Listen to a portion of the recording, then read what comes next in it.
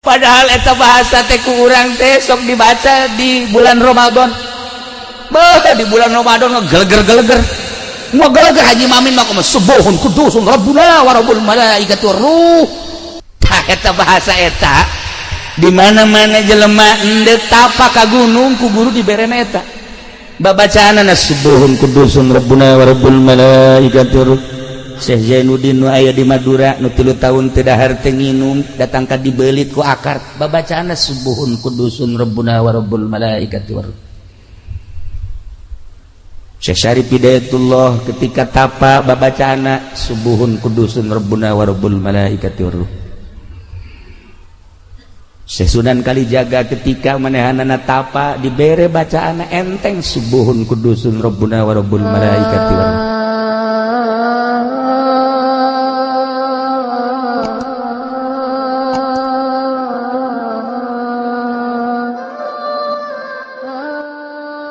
Satu ketika Kangjeng Nabi Sulaiman alaihi salam kircalik nuju calik dina kursi kebesaran nguping suara nu ka kupingna aduh berat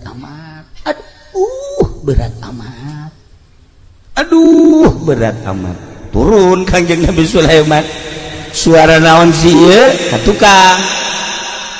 Ternyata horeganan kapangis sirem keur mamawa korma.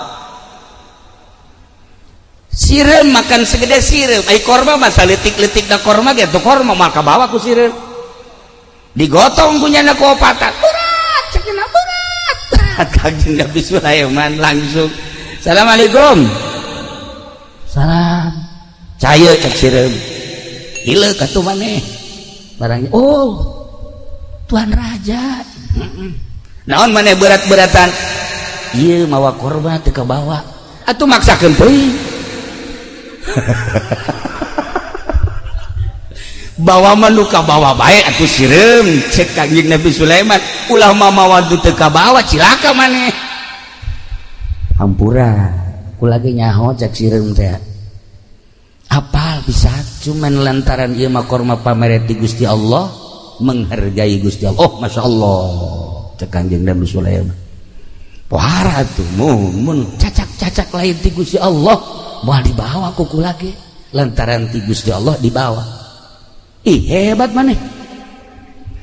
Sakitulah pengalaman abdi cak sireum. Jadi Kanjeng Nabi Sulaiman mah paham bahasa-bahasa makhluk Allah, bahasa iblis, bahasa setan, bahasa jurig, bahasa hewan-hewan, termasuk bahasa-bahasa arwah-arwah nu geus mararaot. Paham Kanjeng Nabi Sulaiman. Masya Allah karim. Lamun urang nyaritakeun tentang para arwah, bacaan geura sejarah Kanjeng Nabi Sulaiman, bacaan sejarah Kanjeng Nabi Ayub alaihi salam, bladieuna bacaan sejarah Kanjeng Nabi Isa alaihi salam, geus puguh Kanjeng Nabi urang Kanjeng Nabi Muhammad sallallahu alaihi wasallam. Cek Kanjeng Nabi Sulaiman dibawa ke mana ke tempat. Ayo bawa ke opatan. Datanglah ke tempatna.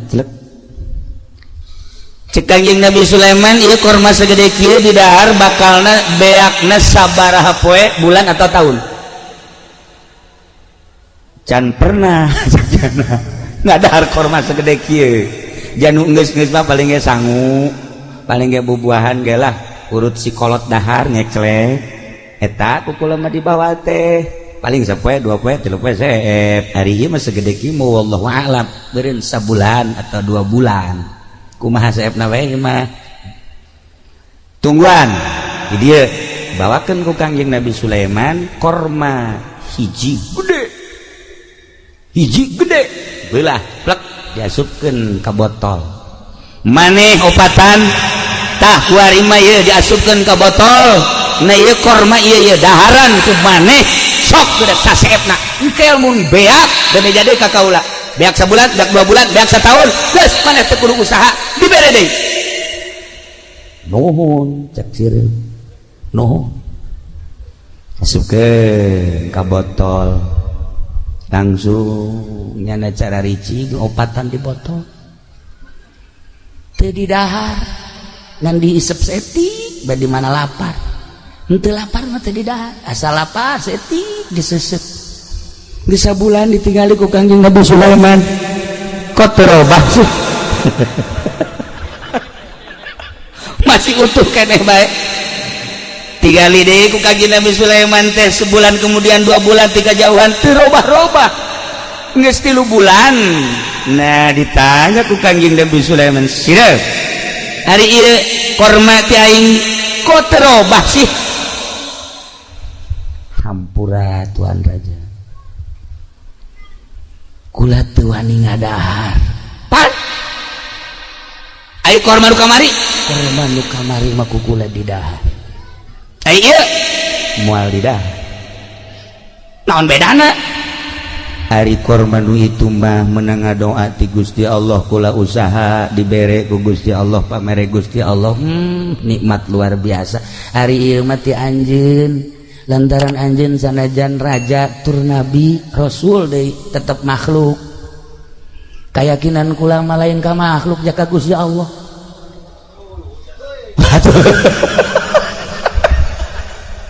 cek Kangjeng Nabi Sulaiman aing murikak bulu ngadenge sia sireup asana moal aya di Cikarang modal kos kieu atuh sia sireup ngelehkeun urang Cikarang goblok sia komo Haji Pendi mah diinjak ku sia ieu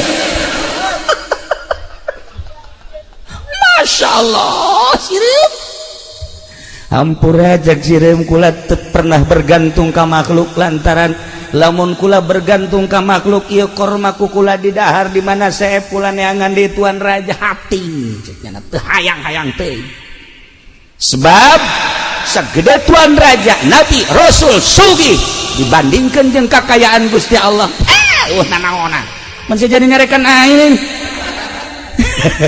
Kangjeng Nabi Sulaiman teu kira-kira sia hampura ajak sireup teh Rasul mah Rasul bae Rasul mah nitah ge ngembangkeun agama adapun titah ngarizkian makhluk moal kuat adapun kita beberean moal kuat sebab naon sebab aya hiji bahasa nu lemah moal kuat ngalawan nu kuat nu lemah moal bisa ngalawan anu kuat sagagah-gagahna makhluk bandingkeun jeung kekuatan Gusti Allah lemah nanaonna cak sirem roh kula nu Allah awak kula nu Allah hirup kula nu Allah paeh kula nu Allah sagala-gala ge nu Allah nah ieu mah kula mendek nganasehatan teh sanes ka Tuan Raja ka Haji Pendi we cek ieu anu kolot boloon cek ieu sirem sia nasihat pohara jasa ta sirem lantaran kepan kula ge bakal paeh di mana paeh teh masyaallah karim sok inget we ka bahasa Tuan pantuan pernah nganasehatan Tuan Raja ketika salah saurang hamba Tuan anu hamba Tuan teh kapan meuli hiji imah menta transaksi di hareupeun Tuan pantuan pernah nyeun transaksi na teh kapan 4 perkara mait meuli imah ti mait anu batasanana aya 4 di negara pinuh ku dosa yakni dunia na iyalah batasanana hiji belah kulon batasanana adalah maut belah wetan batasanana kuburan belah kidul batasanana hisab belah kaler batasanana surga atawa neraka kadengin teu ku Tuan Raja sireuh maisnya mondok di mana aja jadi kieu sia sireuh hampura kula sok ngadengikeun pengajian ti kiai-kiai anu asli maka kula langsung ngasupkeun ilmu ka jero dada kula sehingga teu pernah menggantungkeun hirup kula ka makhluk lantaran makhluk mana anu bisa ngalanggengkeun hirup kula rezeki kula jeung sajabana maka kula menggantungkeun diri ka Gusti Allah Subhanahu wa taala dicokot deui korma ku Kangjeng Nabi Sulaiman ngan kadegeun aya teu butuh mah kieu teh cokot euy dikeun ka aki-aki habak ka ditu nya mah di imah ge geus mikiran berkat bae nya mah tolol teh mah budaknya bere habak ka Salim korma tah nya keuna diseuseupan sageus dicokot eta korma langsung ditaliti ku Kangjeng Nabi Sulaiman. Coba dahareunana naon? Masya Allah, sabulan teu ngadaharna naon kuat. Datang deui Kangjeng Nabi Sulaiman kadinya sireug. Maneh teh ku aing keur diparak sabenerna mah. Henteu bergantung ka makhluk, terutama ka aing. Korma dicokot ku aing, sia di jero botol sabulan. Kok ya hirup keneh? Allah Maha Suci dengan bahasa subuhun kudusun rabbuna wa rabbul malaikati warruh. Kula jadi sebel. Kula masa lapar bae macan eta subuhun kudusun rabbuna wa rabbul malaikati warruh. Ji cek Kanjeng Nabi aing ge maca eta teu sebel. Aisyah jadi sebel. Iyalah, padahal eta bahasa teh ku urang teh sok dibaca di bulan Ramadan. Bah, di bulan Ramadan ngegeleger-geleger. Mau geleger Haji Mamin mah kumaha subuhun kudusun rabbuna wa rabbul malaikati waruh. Tambah lapar.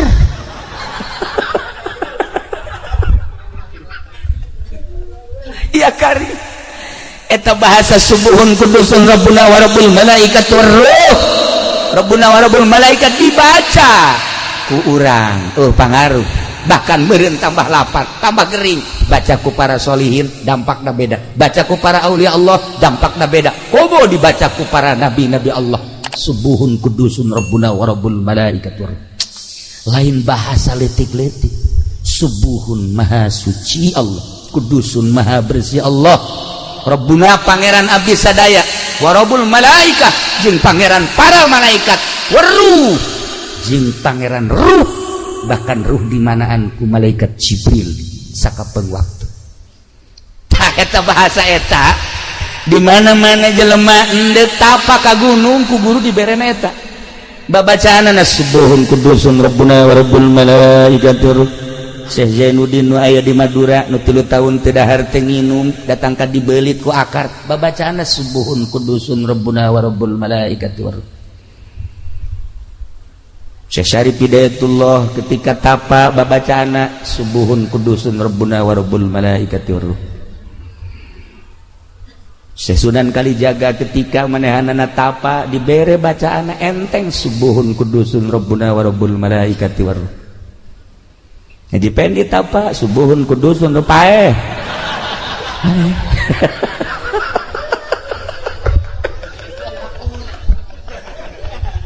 Untuk katulungan matuk wari geges isdet. Untuk katulungan. Babacaan eta-eta kene. Tapi kok jadi barareda. Koreng tergantung makom-makomna. Roh korenganan beda.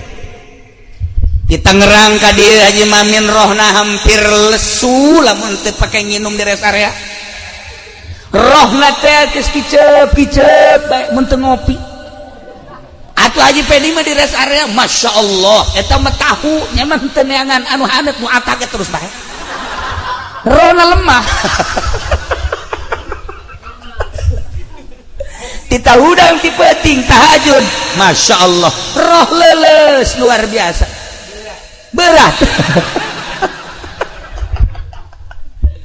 Tapi orang lamun nyaritakeun para aulia Allah geus puguh, para mazahibul arba'ah geus puguh, para khulafaur rasyidin kabelah dieuna para kutubul aulia. Ya Allah ya Rabb, lamun urang ningali dina kitab Tambihul Mubtarin aya nu salat sapeuting 1000 rakaat, aya 500 rakaat, aya nu 100 rakaat, aya nu 50 rakaat, aya nu 10 rakaat. Haji Pendi mah tahajud 2 rakaat ngan 1 rakaat heulai. Niatna mah rakaat ini Allahu Akbar ngan 1 rakaat geus leng-lengan. Ya aing di gunung apa di darat sih sebenarnya. Ya Allah ya Rabbi, roh urang teu tertata. Roh urang teh teu tertata.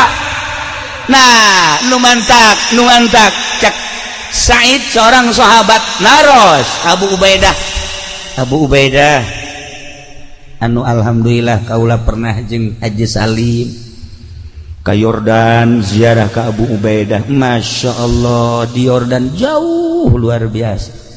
Datang ka ditu terasa panggih jeung sahabat.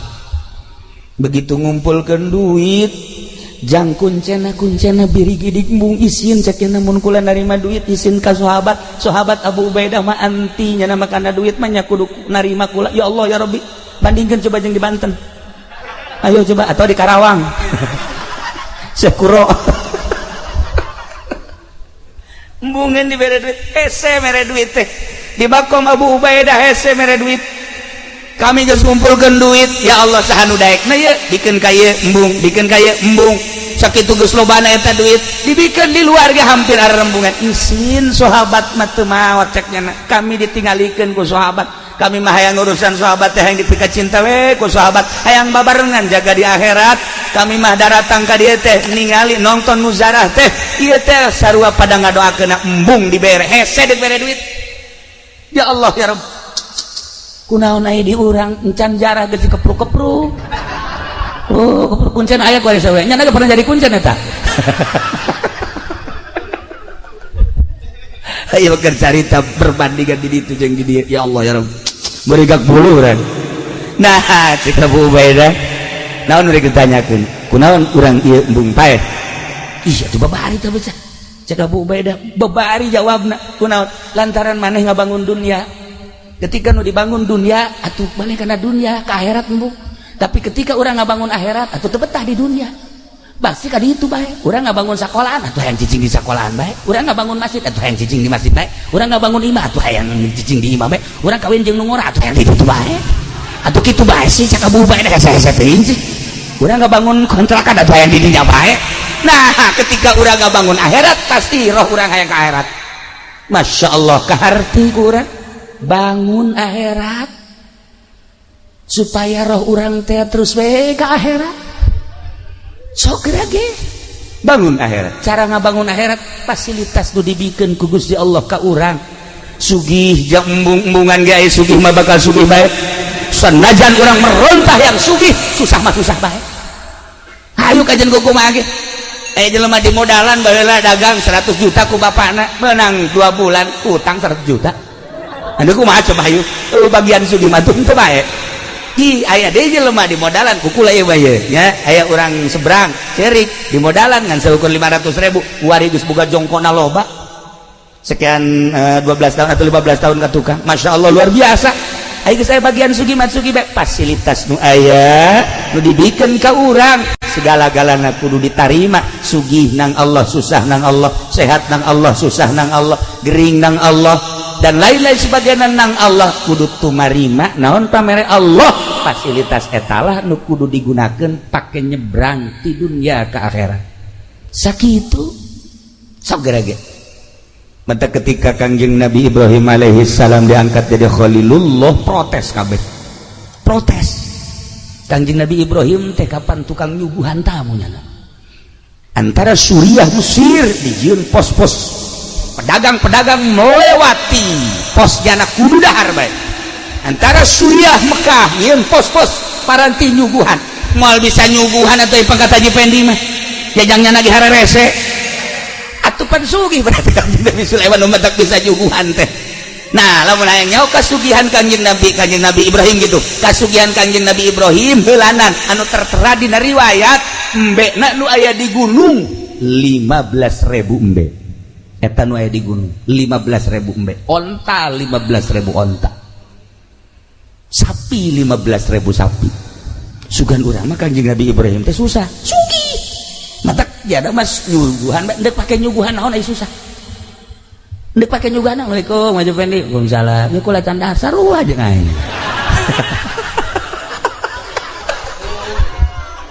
Ndek kumaha nyuguhanana. Tapi lamun ka Haji Salim, waalaikumsalam. Ieu kula can dahar. Dahar di dapur sia sadaekna sia. Jeung piring-piring bawa ku sia. Kan ngeunaheun. Datang ka Haji. Heh kalau tolol budak. Datang ke Haji Jari. Waalaikumsalam. Kula can dahar ya. Dahar aya sadaekna sia. Berkat bila perlu. Balik bungkus ku sia. Kan ngeunaheun. Coba ka Haji Pendi. Waalaikumsalam can dahar. Atuh sarua. Nah, ikir carita Kanjeng Nabi Ibrahim teh sugih. Begitu diangkat jadi khalili, cak Gusti Allah, anta khalili ya Ibrahim. Protes, setan protes. Boro-boro setan, malaikat protes. malaikat kabeh protes demo, ya Allah ya Rob, masa si nusugih jadi kakasih Tuhan teka harti ku mah nusugi jadi kakasih Tuhan teka harti kajian kuku mage biasa lah manu susah anu geus teu hayangkeun kana dunya hehe cek Gusti Allah urusan hayang jeung teu hayang lain urusan boga jeung teu boga tapi ta'alluqna dunya ta'alluqna hate kana dunya ai maneh kumaha malaikat teu biasana we waliullah anu sok di guha bae waliullah anu sok di gunung bae waliullah anu sok di imah teu boga naon ih maneh meningali nangan sabelah mata nu seja nu sugih loba nu paing diangkat jadi khalil jadi kekasih ente kula mah protes teu senang lamun Ibrahim dijadikeun kakasih Tuhan aya nu leuwih hebat tibatan eta sebab kula neula cek malaikat di gunung 15.000 embe 15.000 onta 15.000 sapi Jibril cek Gusti Allah nun Gusti cek kakhalilan Ibrahim cek kumaneh mangga Gusti datangkan Nabi malaikat Jibril alaihissalam ngarupa manusia pas kangjeng Nabi Ibrahim keur mujurna di gunung Maraban ilu Maraban zahira doang hati nama Allah aja ini mah pandagang teh zahiron wa batinan kangjeng Nabi Ibrahim atun ente pernah dihitung sama hitungannya batur ente pernah nikah hayang batur sama kangjeng Ibrahim aya kumaha Gusti Allah teu jawab kangjeng Nabi Assalamualaikum Waalaikumsalam nah anjeun di mana ya abdi hamba Gusti di mana hamba Gusti we naon ka dieu subuhun kudusun rabbuna wa rabbul malaikati war ruh lain deui mah ieu lain deui aya naon ieu kula mah sakieu hungkul ieu embe jumlahna cek masyarakat nu nyaho 15.000 kula hayang seperti luna bae cokot cek Kanjeng Nabi Ibrahim cokot berarti mana yang 5.000 bawa kabeh 5.000 aya teh tukang ngangonna hadam 5.000 embe geura bikeun tah ka jelema ieu malaikat Jibril pohara we wah kadi ditongton ku malaikat Masya Allah malaikat geus gitu ya Allah orang mementa boro-boro menta karung 1.000 ka Haji Pendi menta 5 bae kudu mayar bae can orang gratis cicing enak deui cek Kanjeng Nabi Ibrahim asana kula lamun 5.000 mah ieu encan cukup lantaran susuguh kula luar biasa tamuna subuhun kudusun rabbuna wa rabbul malaikati war ruh hayang sabaraha deui hayang 5.000 deui bae hadap 5.000 deui bikeun ka nyana cak kadang atuh Tuhan ulah tugas ulah mau sia mati tah ku ayo ulah mau bikeun cak hadam ambo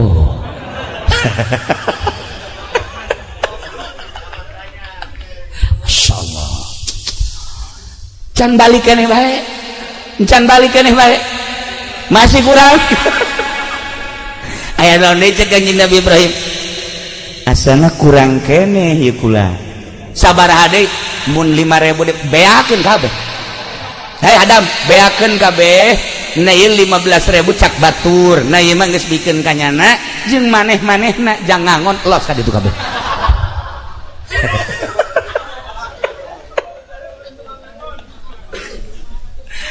geus cek Kanjeng Nabi Ibrahim teh jung beak teh ieu embena 15.000 ge cak batur kemudian teh tukang ngangonna hayang hiji hayang dua hayang tilu loba keneh tukang ngangonna sok bikeun ka ditu kabeh tinggal malaikat Jibril we pan aing mah malaikat aing embe dek dikuwahakeun aing pada harti lok jual embung aduh dikuwahi dijurugeun ku Kanjeng nyana ditongton ku malaikat cek malaikat di langit Jibril gerak ngarupa Jibril maneh satungtung ngarupa malaikat jelema maneh atuh titah idit bawa embe jak naon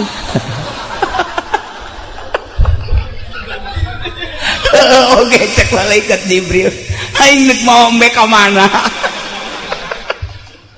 aya geus dah ngarupa langsung set subuhun kudus eta bahasana bahasa subuhun mentek lain lalagaan eta wiridan teh matak lamun dipakai ku urang bahasa malaikat Jibril eta subuhun kudusun dibaca ku urang Masya Allah karim loba anu geus kataekan naik mobil ya lamun kurang dibaca subuhun kudusun rabbuna wa rabbul malaikati waruh dibaca terus bisa jadi cepet ieu mah kula mah kamari betah mudik ye jeung Pak Haji Salim ye kula lalaunan maca padahal mah teu dihusu-husu henteu tuh saya teh bohong sia sok aja tuturuti tolong ya nage hareranan barang datang ke Garut nasa sih ke Garut cuma 2 jam aneh. Nah itu teh dicoba padahal man teh dihusu-husu ngan inget bae ka abah almarhum jadiahan bae subuhun kudusun rabbuna wa rabbul malaikati subuhun kudus Masya Allah dipikir-pikir deureun bae di rest area kebal jasa di rest area jah Haji Maminah yang ngabasuh heula nya nama rohna lemah jasa sarua aja Haji Pendi pohara tah mah mun teu dibasuhan teu datang ka Garut tapi sakitu lilana saja maluwi kok masih cepat baik nah iya bahasa malaikat Jibril subuhun kudusun rabbuna wa rabbul malaikati waruh nyana langsung ngarupa malaikat kaget kanjeng Nabi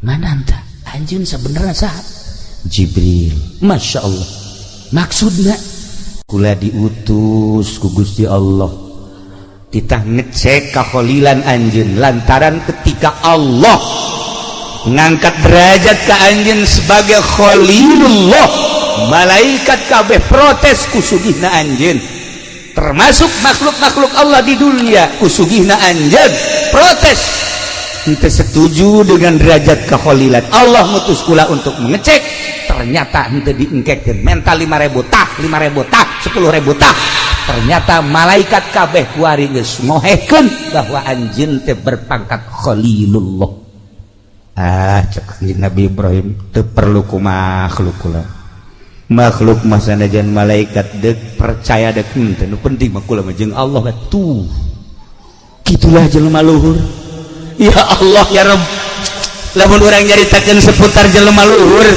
kapan manusia teh aya 3 tahap aya hayawani aya ruhbani aya robbani ketika manusia berpangkat hayawani cara urang ibadah teh hiji kudu make baju bagus bae 2 kudu loba jelema bae katilu lamun teh amah teu hayang kalem teu cumpon bae eta bedet berjamaah bae Haji Pendi maka masjid hei dak aya berjamaah ayo aing imamna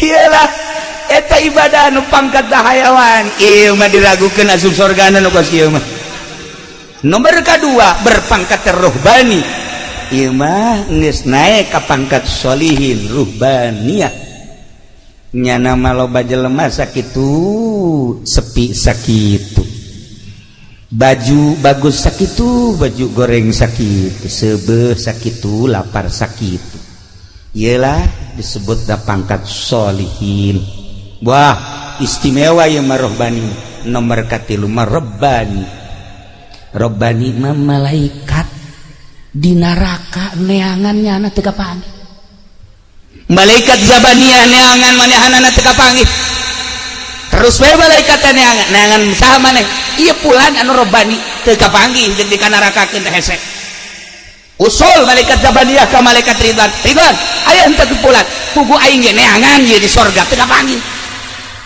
ku aing teh diasupkeun ka sorga di neangan ku aing di mahsyar teu kapanggih ahli neraka malaikat neangan nyana teu kapanggih ahli surga asli surga malaikat Ridwan neangan nyana teu kapanggih di mana ka si jelema usulnya lah ka Gusti Allah ya Rabb ieu catatanana geus aya di dieu tah jelema mah tapi ieu di neraka eueuh di surga eueuh di mana ayana cek Gusti Allah panjenengan mah pangkat teh Rabbani atuh kumaha aing bae urusan ada tuh main bae eta matak ayo di Jakarta toko Robbani cangcut malulu